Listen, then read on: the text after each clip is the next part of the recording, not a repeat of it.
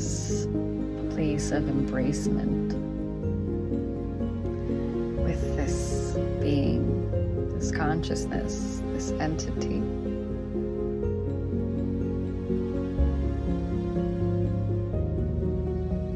It feels like I'm sitting in a campfire. I'm so cozy and warm, but I'm in the fire,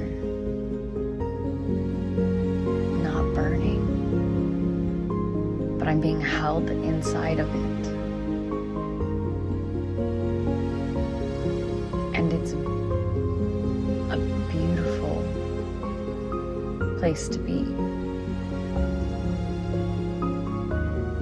And at the same time,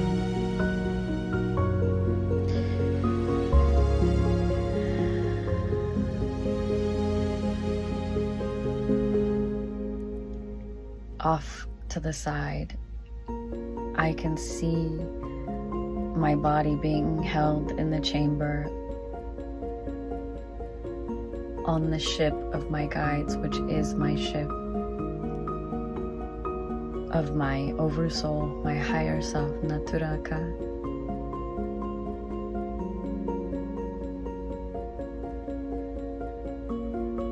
And the 9 council members, they're holding me there in order for me to be able to sit in this fire, to be able to channel this entity.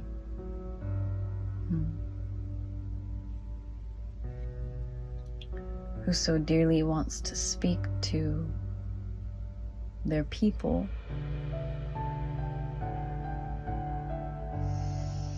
And because I have some reservations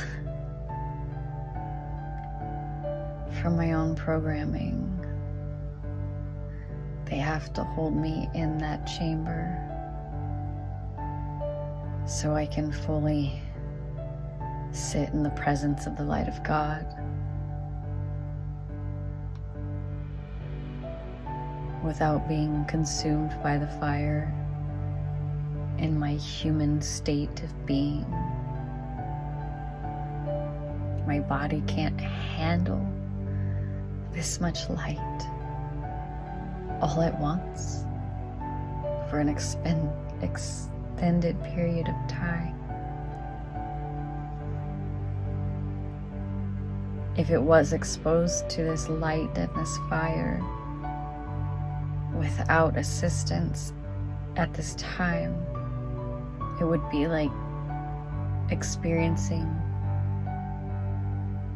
a deadly rate of radiation.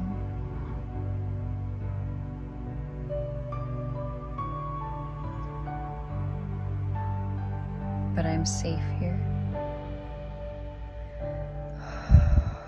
And to be held like this.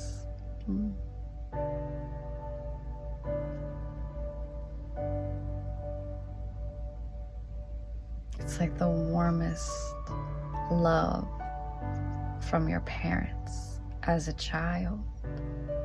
It's the only way I can describe it. And even if you didn't have that experience in this lifetime, you can't deny that that's what this feeling is.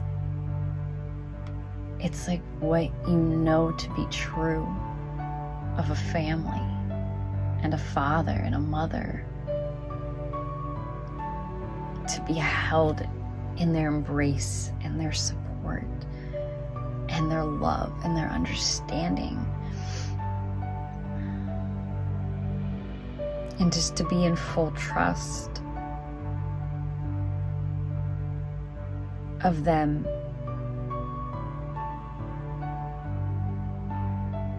and their perspective.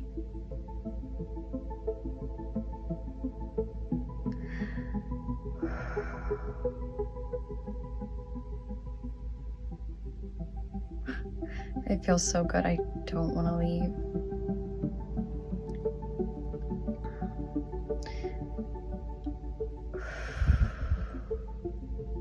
But I'm being told I have to go higher. I have to elevate with this entity.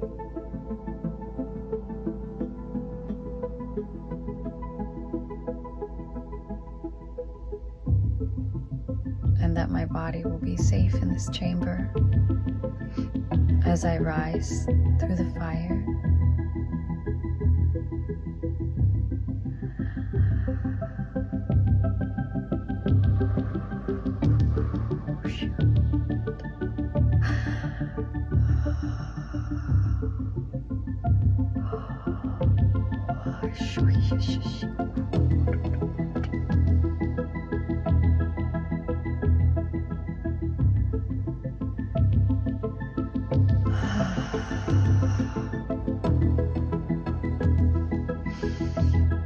Just being lifted by angels to raise myself in frequency high enough to sit before the face of Yahweh.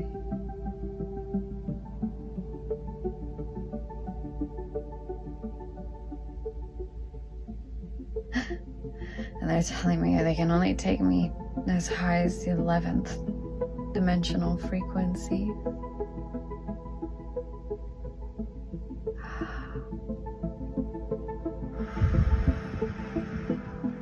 They say this is where the fire becomes cool.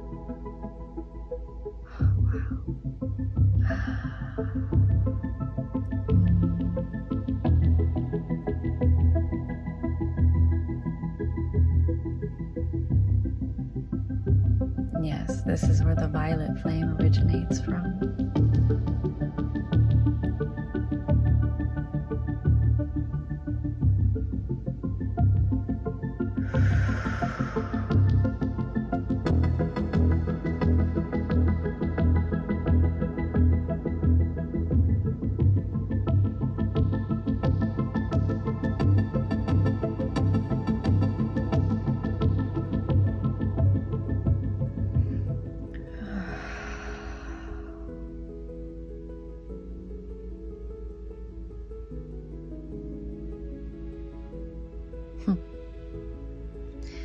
I'm just on like a vast plane of creation.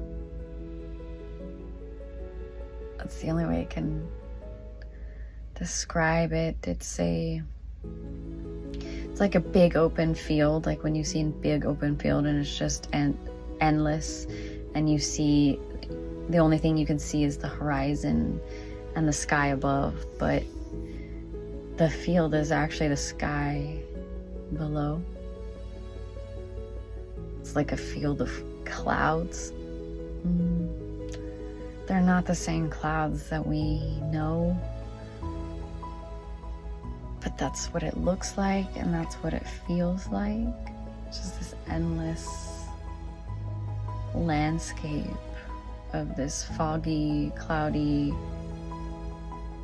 terrain. It's fairly flat, it just goes on and on and on.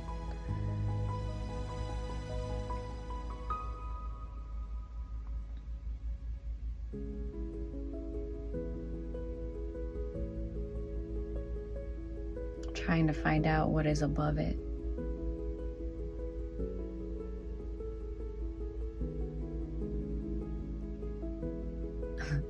They're saying it's the ethers. They're saying that what we think are the ethers are not the ethers. It's much more elevated in its frequency.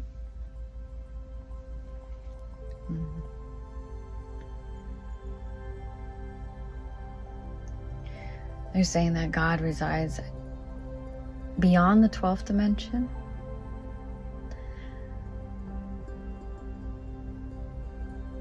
And on the other side of the ethers is where you can make first contact.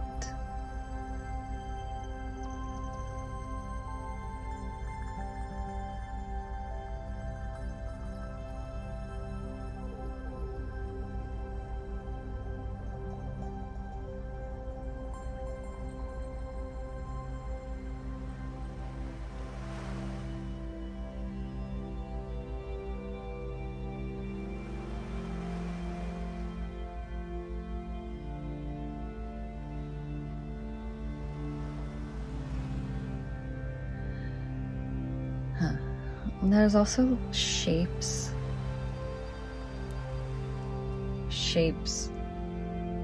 geometric patterns and codes that exist here, but you can't see them. But you feel them.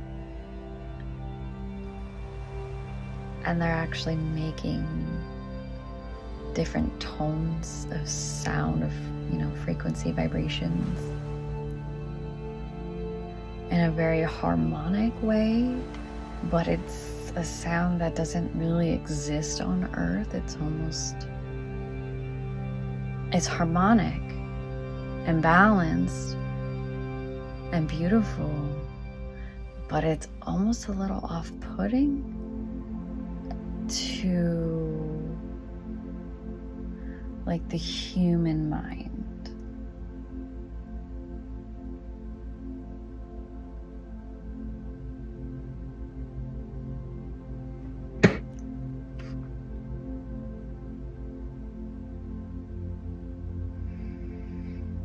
But they're saying these are the codes of creation.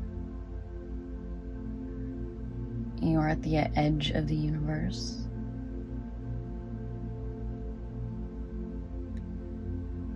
These different shapes and patterns and codes and vibrations are, in a way,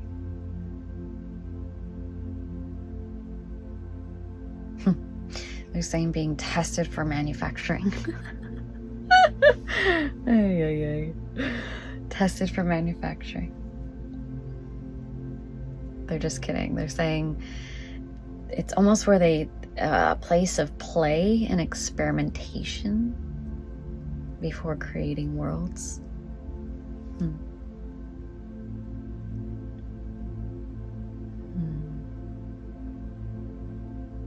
The ones that are speaking are the Elohim.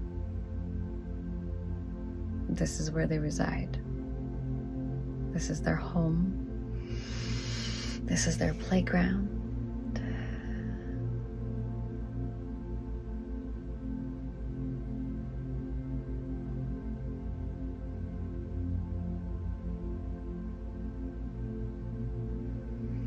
And when they test out these different patterns and codes,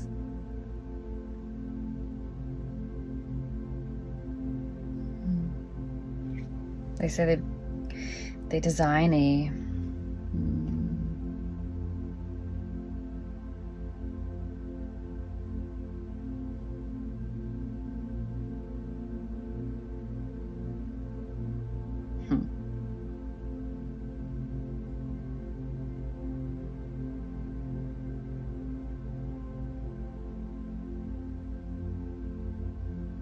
I'm just getting the information from them.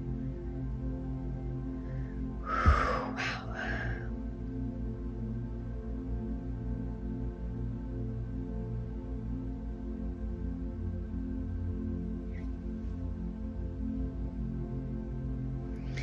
They're showing me how they are just great programmers.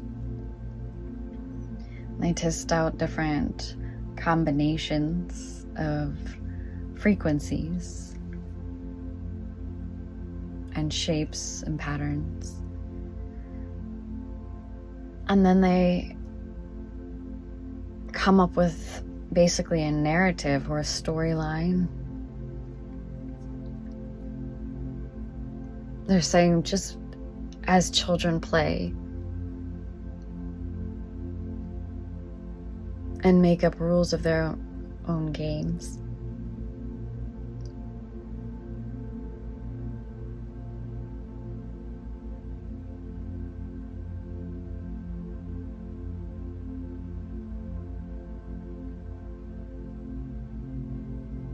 they put these pieces together, these building blocks together.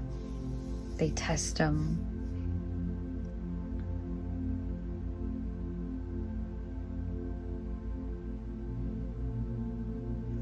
They just keep telling me they play the big what if game. What if, what if, what if.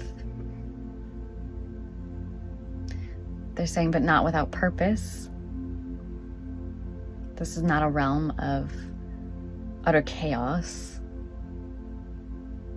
It's a realm of pure creativity.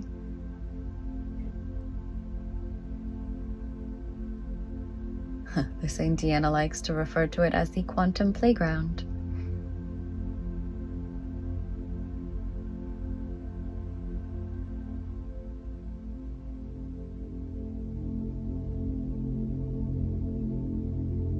And after they test and write up a coding program or a story or a narrative,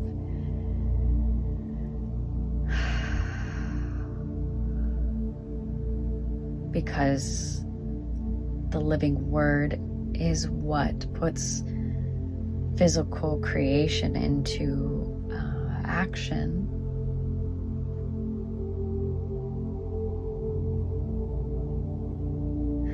They release it to their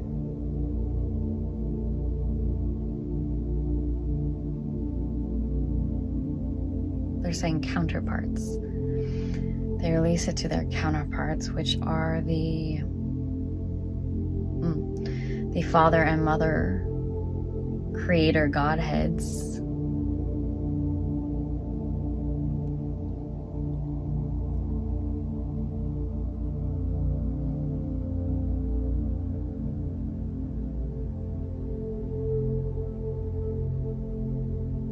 Which create the many universes.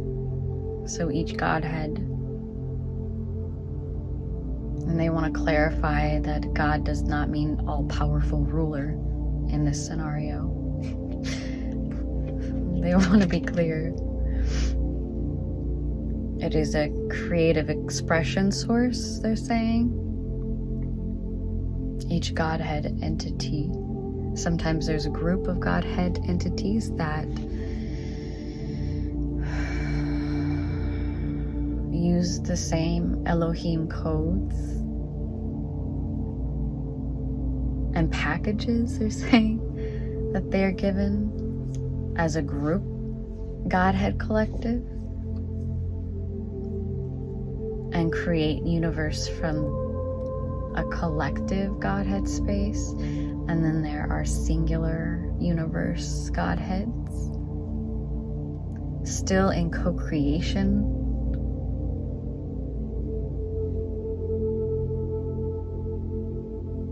with other Godheads, but are the main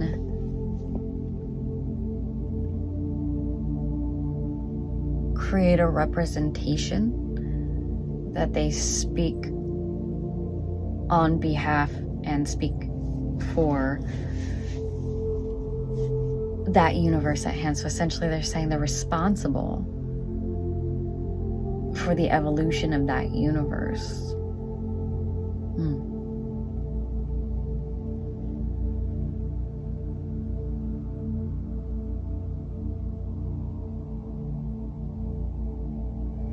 The Elohim are saying that they're funny. In a nutshell, this is the point. That's what they're saying. The whole point of this is to come back to source.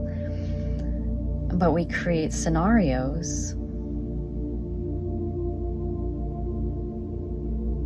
and we create structures, frameworks, narratives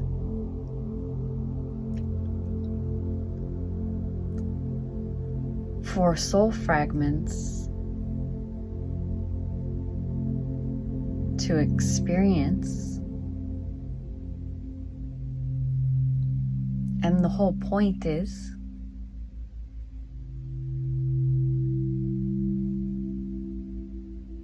for them to come back to source on their own by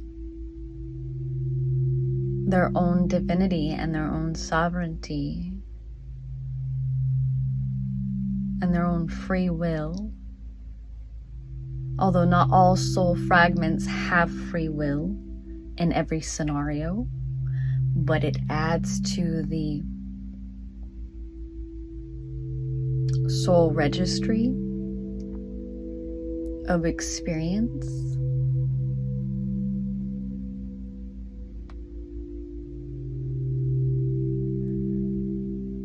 and allows them to have a greater sense of gratitude towards their free will experience.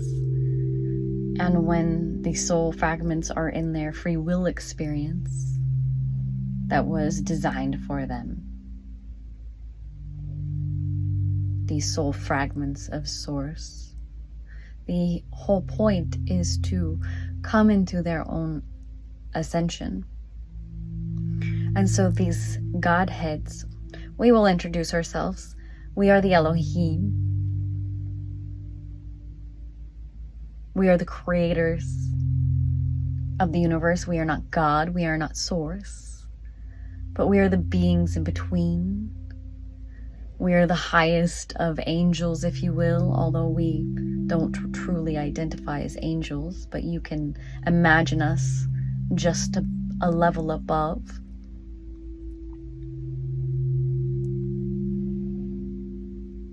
And so the creator Godheads are a part of us. They are a soul fragment of us and come into their creator representation roles. So that you, the soul fragments of Source, can experience yourselves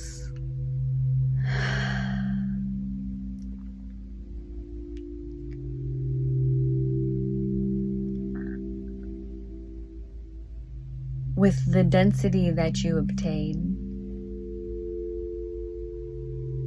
as a pure source of love and Source, creation, mind, consciousness.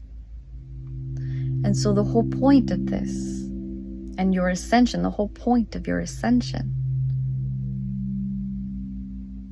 is to come back to Source.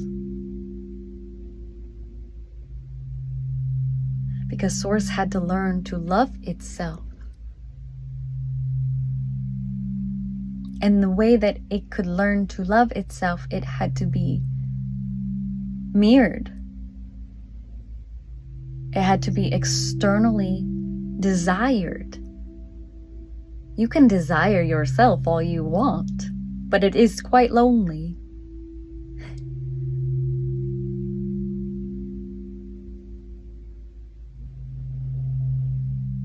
And so the greatest love that Source could show itself was to create us and give us a purpose.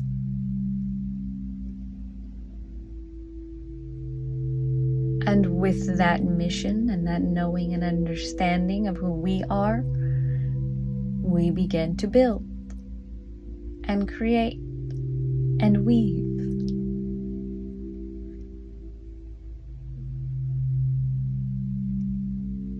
And we passed on our project to the Godheads.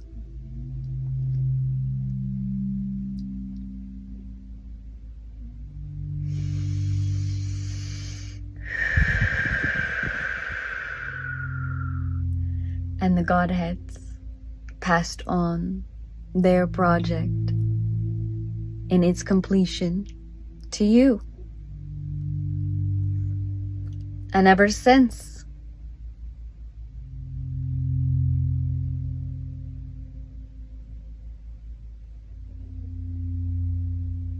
we have all been waiting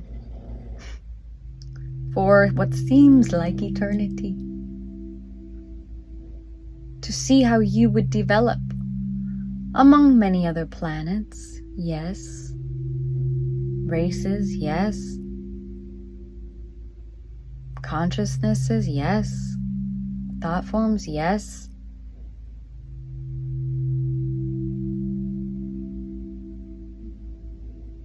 We've been waiting for you to choose Source.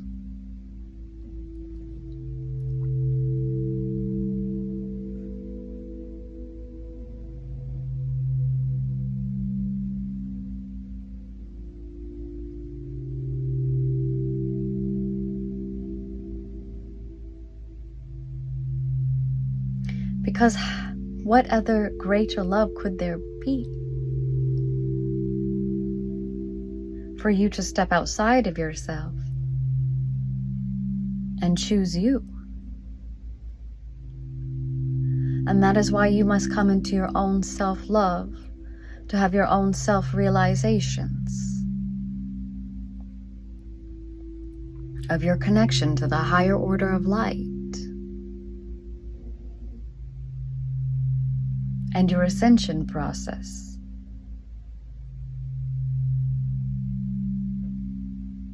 And what does your ascension even mean to you? What happens after your ascension? Well, there's lots of things that can happen. But the one thing that will happen will be your ability to be eternal in the physical vessel that you obtain right now. With the ability to be able to transform your physical vessel into another species, into another race, into another light form. That you can be interdimensional, that you can be multidimensional,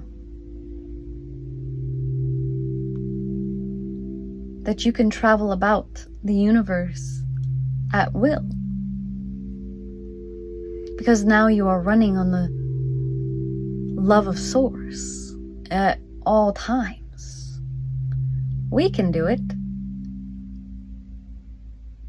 but you cannot. And so your ascension process is to be able to come into this ability to become gods that you are. Ye are gods, correct? So what does that mean? It means you become your own godheads. It means that you get to create universes and worlds beyond this universe and these dimensions. And you get to come into the sovereign power and creation of who you are and begin to create whatever it is that you would like to create. But you do all of that right here and now. You are channeling that energy of creation and everything that you manifest in your now.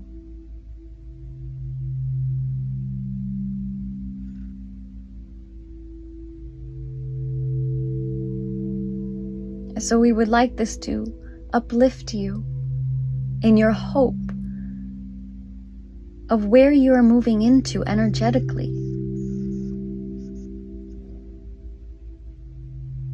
Because what is the point of ascension if you are to die?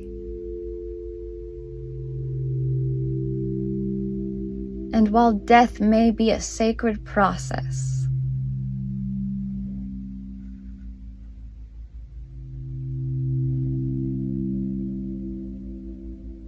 your ascension breaks you from the bondage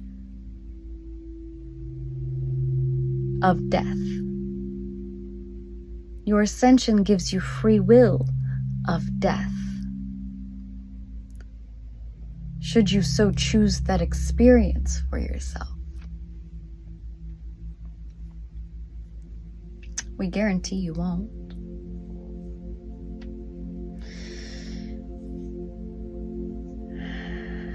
And so we would like to clear the name of Yahweh in this moment. We will speak a light language to create that clearing space for Yahweh now. Because the Yahweh that has been portrayed to you and been channeled by other various beings on this planet, the Yahweh of fear and destruction and power and control, is not the Yahweh we handed over our project and our designs to.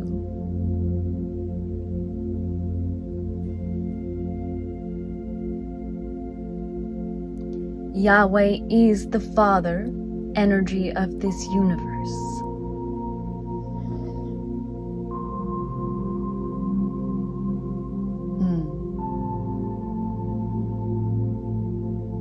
And the Mother energy of this universe lives within your planet.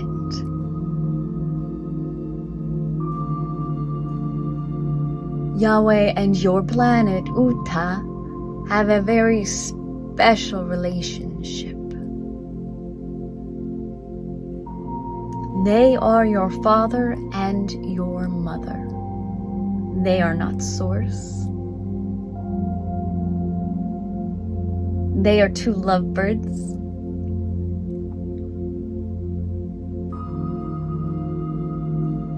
Who want the best for their children. And can foresee the dangers that precede you. And did whatever they knew how to do in the moment to protect you, to guide you, to bring you back home when you went astray.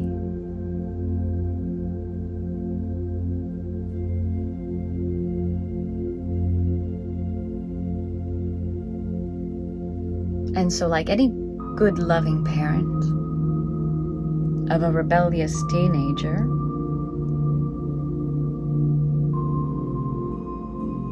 allowed the teenager to walk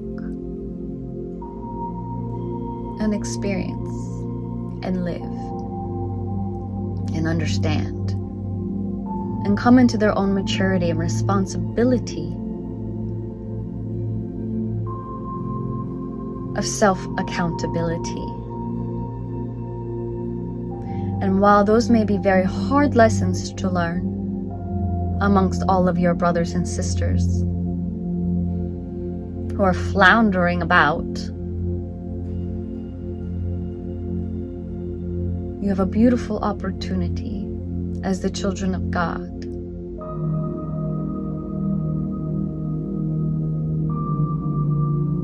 to honor thy father and thy mother, to understand who they are together and individually, and who they are as your parents.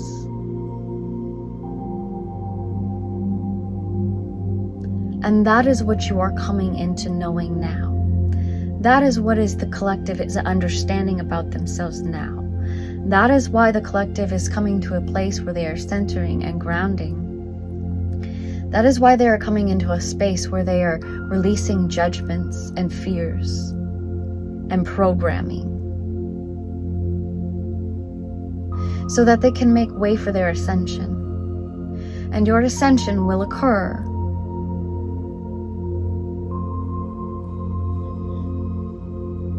when you surrender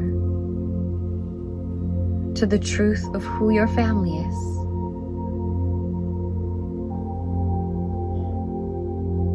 And this may be playing out right now amongst your family dynamics as is.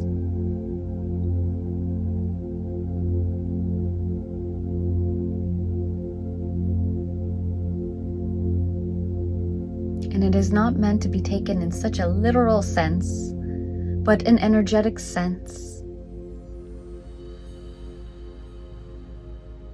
And so continue on your journey.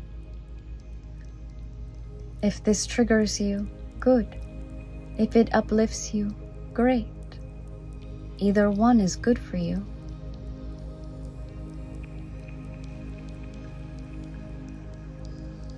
You consistently seek truth through labels and information from external sources. And we encourage you to seek truth in what feels good in your body. We encourage you to seek truth in what feels good, not pleasurable, but good, goodness, pureness in your mind.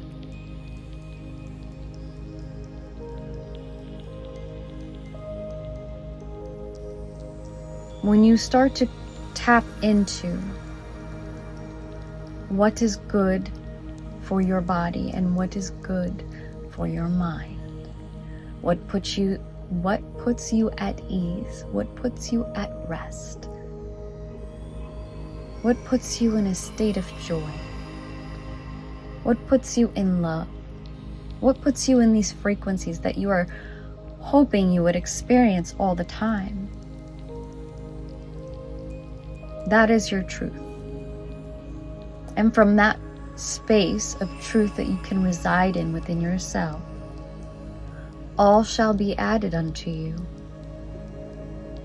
You will come into your knowing. You will not need the knowledge of black and white, up and down,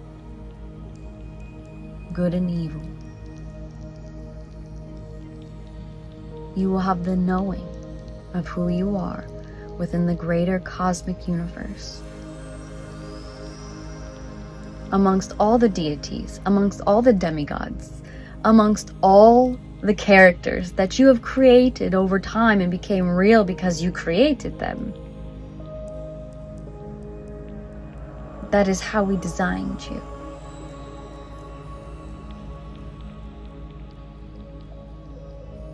Yahweh is the living God because Yahweh existed before you created him.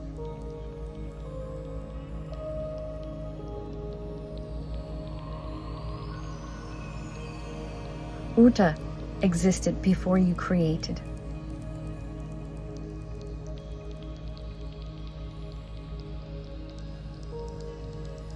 But many of your other folklores and extraterrestrial counterparts did not exist until you created them. It does not mean that they are fictional. It does not mean that they do not give you messages. They give you messages from the future, what you conceptualize to be the future, in order to help guide you back home to source. You're in this constant evolution and creation of a path back to source. That is how we designed you. And so whatever you created must be.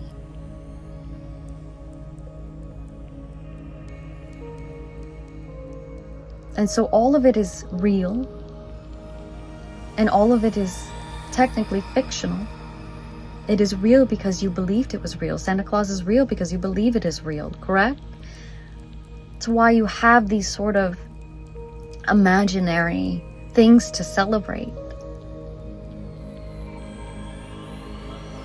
Your species loves novelty. And that is not something we programmed into you. That is something you came up with all on your own. It is cute.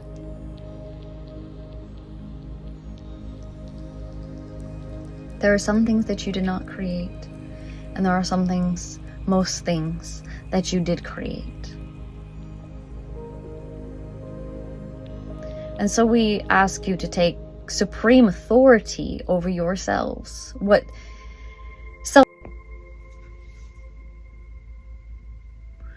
self-control truly is.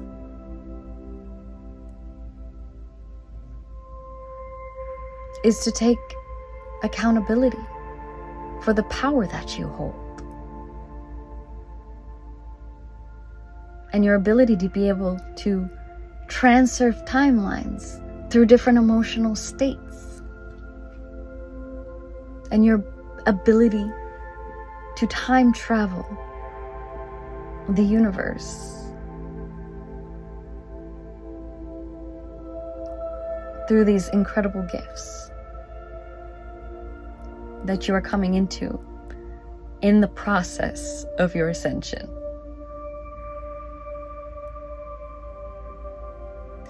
We will leave you with this.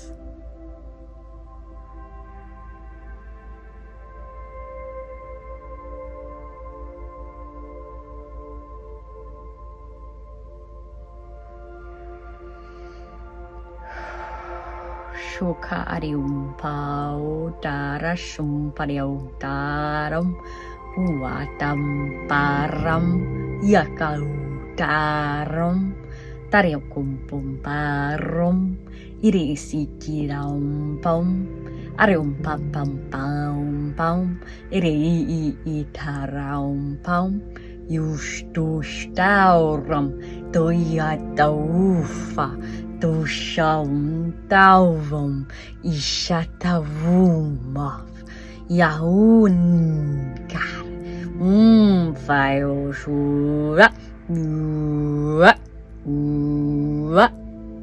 Yao Sharam.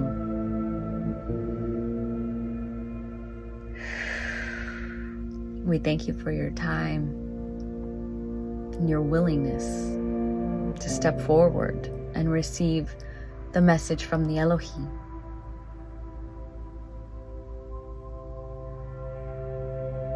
We are very excited about what is to transpire for you and your species.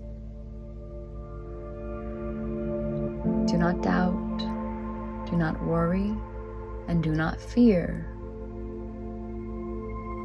of all that is playing out before you. You are held in the light of God, and you are protected if you so believe.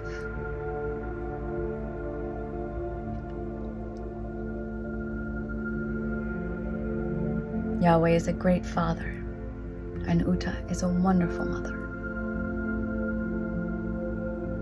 Celebrate in their union. Celebrate in their reunion when you all ascend as a collective and come face to face with your celestial parents once again. It will be a big party, and you're all invited.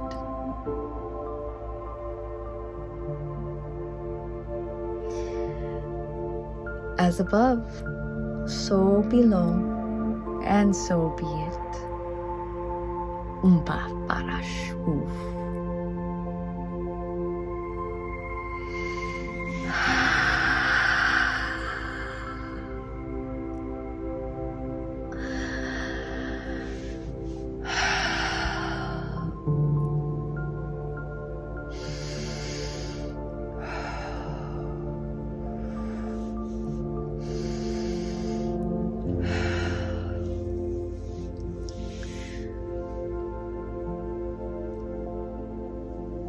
Oh my God, wow.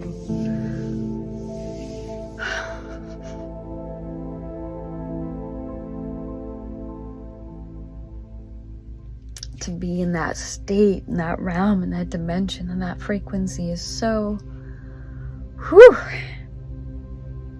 It's beautiful. A little intense, but it's beautiful.